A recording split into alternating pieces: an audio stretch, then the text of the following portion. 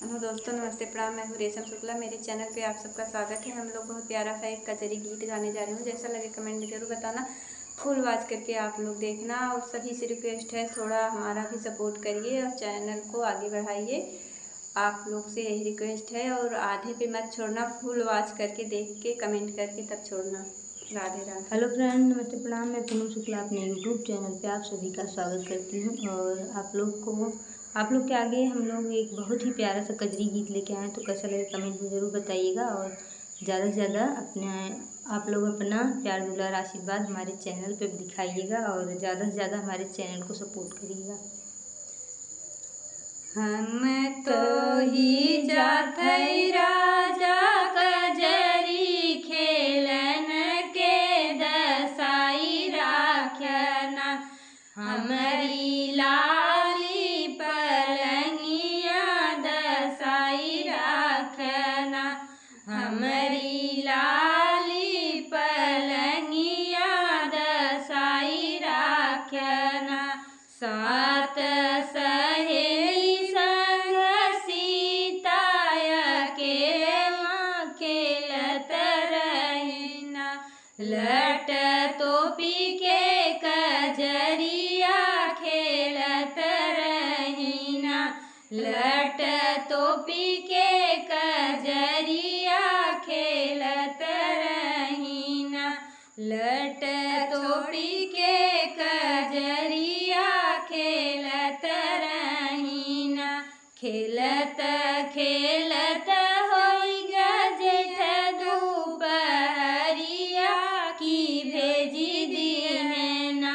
राजा अपन सिपहिया की भेजी दीहेना।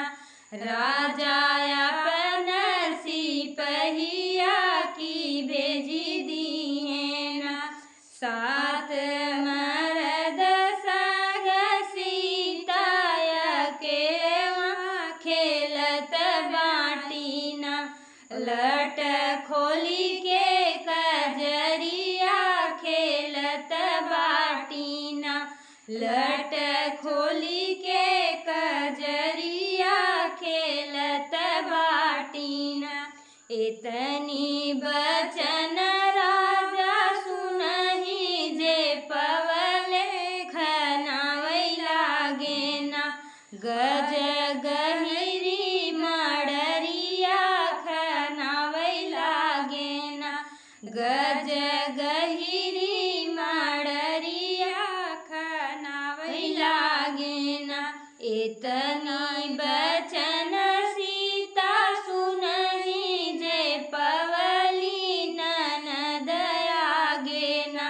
हो ननद आगेना। ननदी कर मोर बड़ैया भैया के आगेना।